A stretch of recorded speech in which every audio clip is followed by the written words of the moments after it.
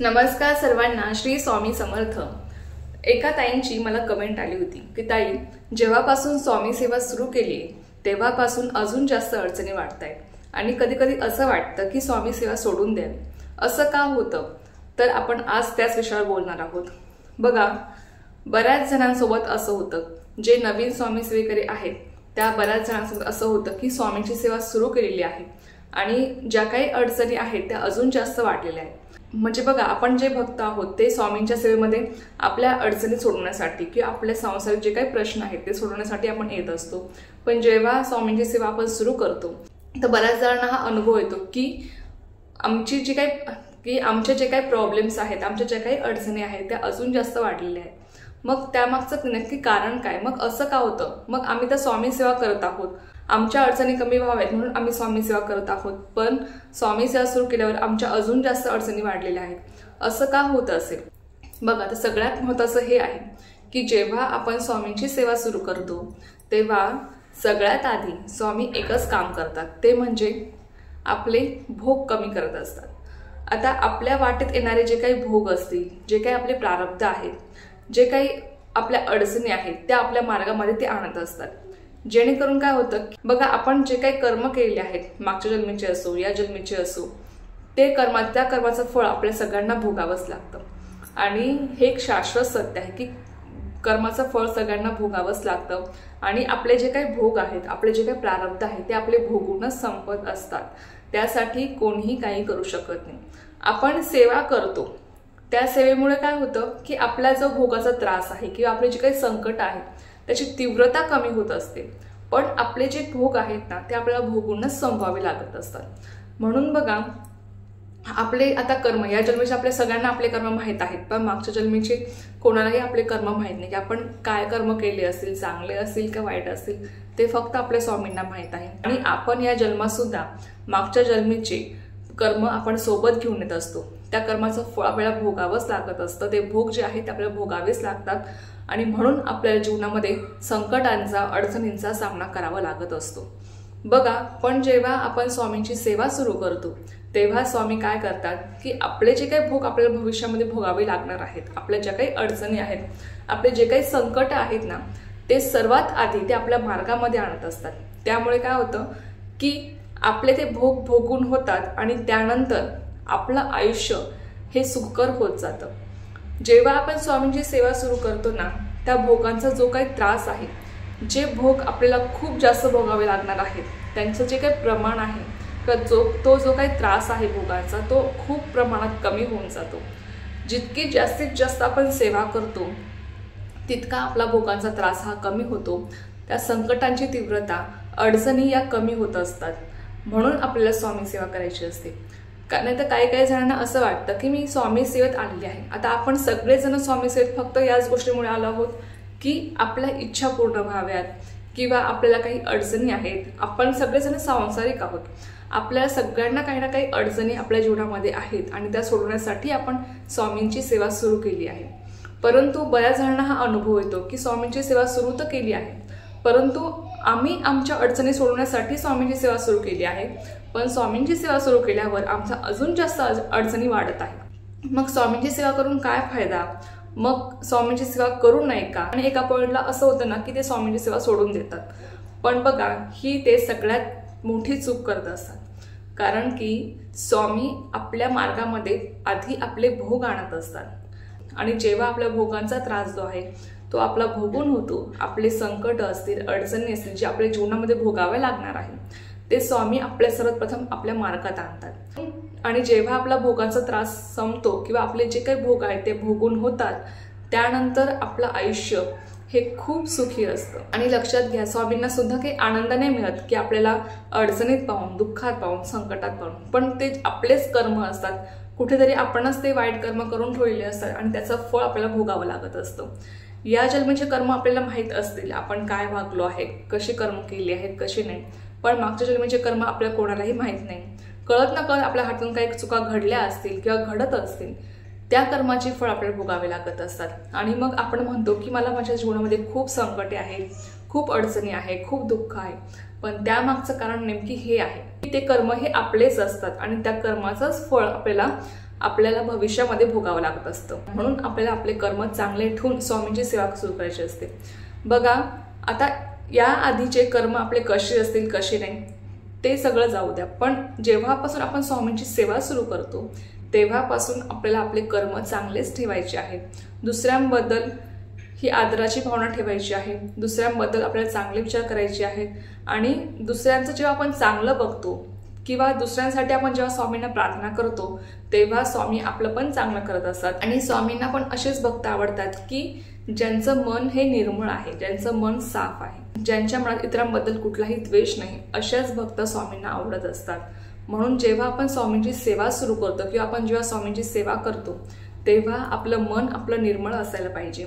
दुसऱ्यांबद्दल कधीही द्वेष मनामध्ये धरू नका, नेहमी दुसऱ्यांचं चांगलं व्हावं यासाठी आपण प्रयत्न केले पाहिजे किंवा दुसऱ्यांचं चांगलं व्हावं ही बघण्याची ताकद आपल्यामध्ये असली पाहिजे, तेव्हा आपलं सुद्धा कुठेतरी चांगलं होत असतं। बघा, आपण स्वामींची जेव्हा सेवा करतो त्याबरोबर आपण जर आपले कर्म चांगले ठेवले तर अर्थात आपल्याला त्या सेवेचं संपूर्ण फळ मिळत असतं।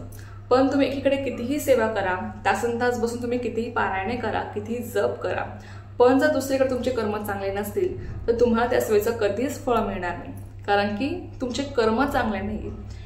पण जर तुमचे कर्म चांगले आहेत, तुम्ही खूप चांगले आहात, मनापासून तुमचं मन निर्मळ आहे, स्वच्छ आहे आणि तुमच्या मनात कुठल्याही प्रकारचं कपट नाही, एक वेळेस तुम्ही मग सेवा जरी कमी केली ना तरी सुद्धा चालते, तरी सुद्धा स्वामी तुमच्या नेहमी पाठीशी असतात आणि तुम्हाला तुमच्या सेवेचं संपूर्ण फळ मिळत असतं। पण फक्त आपले कर्म चांगले असणं हे खूप जास्त महत्त्वाचं आहे आणि जे भोग आहेत ते आपल्याला भोगूनच संपवावे लागत असतात। त्यासाठी स्वामी सुद्धा काहीच करू शकत नाही, कारण की ते भोग जे आहेत ते आपले आहेत, ते कर्म जे आहेत ते आपले आहेत, ते आपण पेरून ठेवलेलं आहे, त्यामुळे ते आपल्याला भोगावंच लागणार आहे, लक्षात घ्या।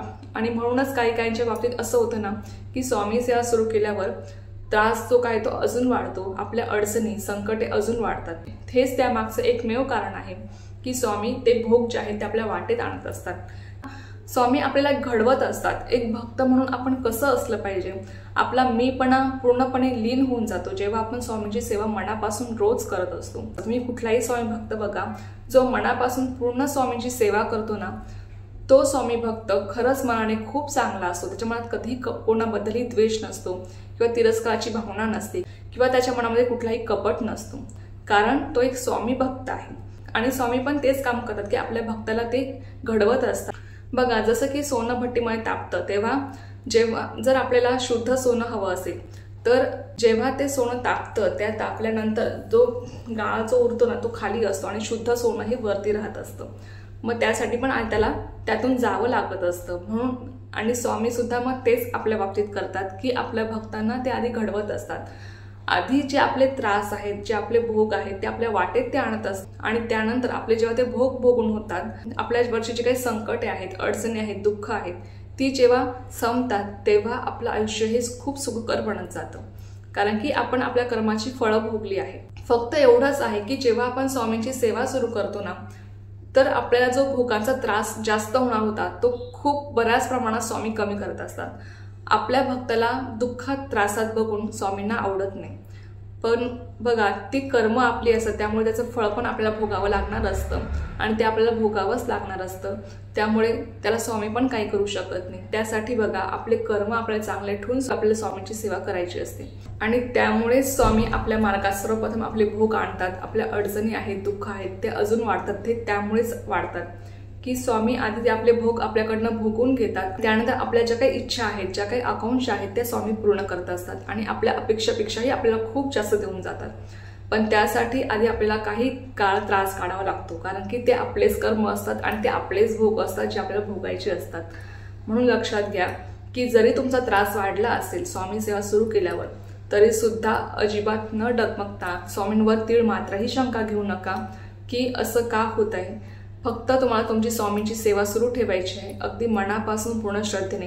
तुम्हाला सेवा करताना पण काही अडचणी आल्या तरी सुद्धा तुम्हाला अजिबात डगमगायचं नाहीये, तुम्हाला तुमची सेवा सोडायची नाही, लक्षात घ्या। जर का तुम्ही तुमची सेवा सोडली तर तुमचा जो काही त्रास आहे, जे काही तुमचे संकट आहेत ना ते तुम्हाला पुढे चालून पण भोगावेच लागणार आहेत आणि त्याची तीव्रता पण जास्त असणार आहे। लक्षात घ्या, जर तुम्ही स्वामींची सेवा सुरू केली असेल आणि तुम्हाला असं वाटतं की माझा त्रास अजून वाढला आहे तरी सुद्धा काहीच हरकत नाही, स्वामीच आहेत जे आपल्याला प्रत्येक संकटातून सोडवत असतात, ते आपल्याला प्रत्येक दुःखातून मार्ग दाखवत असतात। जरी तुम्हाला आता त्रास आहे पण तुम्ही त्या त्रासातून सहजपणे बाहेर निघाल। लक्षात घ्या, जरी तुम्हाला त्रास होत असेल तरी सुद्धा काहीच हरकत नाही, तुम्ही फक्त स्वामींची सेवा सुरू ठेवा, स्वामींचं नामस्मरण करा। तुमचा तो त्रास कधी कमी होईल, तुमचे ते काही अडचणी आहेत, दुःख आहे, ते कधी कमी होऊन जातील ना हे तुम्हालाही समजणार नाही। तुमचा जो काही भोगाचा त्रास आहे तो स्वामी सहजपणे कमी करतील आणि तुम्हाला त्यातून लगेच बाहेर काढतील। किती त्रास झाला तरी सुद्धा स्वामींची सेवा कधीच सोडू नका। बघा, स्वामी आपल्याला त्यांच्या सेवेत आणत असतात, आपण स्वामींच्या सेवेत कधीच जात नाही। स्वामींची इच्छा असते की कोणत्या भक्ताने माझी सेवा करावी आणि कोणत्याने। आपण स्वामींच्या सेवेत जाणारे किंवा आपण स्वामी सेवा करणारे कोण आहोत? स्वामीच आपल्याकडनं सगळ्या सेवा करून घेत असतात। स्वामी सेवेत टिकून राहणं हे मात्र आपल्या हातामध्ये आहे। आपल्याला जीवनामध्ये संकट आली, अडचणी आली, दुःख आले तर आपण म्हणतो की मी एवढी स्वामींची सेवा करतो तरी सुद्धा मला त्याचं फळ मिळत नाही, माझ्या जीवनामध्ये फक्त अडचणी, दुःख आणि संकट आहे। पण लक्षात घ्या, ते आपलेच भोग असतात, ते आपलेच कर्म असतात जे आपल्याला फळ मिळत असतात। तुमची जर निस्सीम भक्ती असेल, तुम्ही जर मनापासून पूर्ण श्रद्धेने स्वामींवर तुमची भक्ती असेल, तुम्ही विश्वास ठेवत असाल स्वामींवर, तर तुम्हाला स्वामी त्यातून सहजपणे बाहेर काढतात। तुमच्या अडचणीतून, तुमच्या दुःखातून, तुमच्या संकटातून तुम्ही सहजपणे बाहेर निघतात। पण तुम्हाला त्यासाठी तुमची सेवा ही सुरू ठेवावी लागते, स्वामींचं नामस्मरण तुम्हाला सुरू ठेवावं लागतं। तर हेच एकमेव कारण होतं की जेव्हा आपण स्वामी सेवेत येतो नवीन तेव्हा आपल्याला आपल्या अडचणी वाढतात, आपले संकट आहेत ते वाढतात। त्यामागचं कारण फक्त हेच आहे की आपले जे काही भोग आहेत ते आपल्या वाटेत आणत असतात, जेणेकरून ते भोग आपले भोगून होतील आणि त्यानंतर आपलं जे काही आयुष्य आहे ते फक्त सुखकर असणार आहे। हेच त्यामागचं एकमेव कारण आहे। हीच एक छोटीशी माहिती होती जी मला तुमच्यासोबत शेअर करायची होती। तर झालेली सेवा मी स्वामी माझ्याने रुजू करते आणि आजचा व्हिडिओ इथेच थांबवते।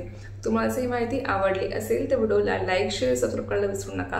पुन्हा भेटूया अशाच एका नवीन व्हिडिओ सोबत किंवा नवीन शो सोबत। तोपर्यंत सर्वांना श्री स्वामी समर्थ, जय जय स्वामी समर्थ।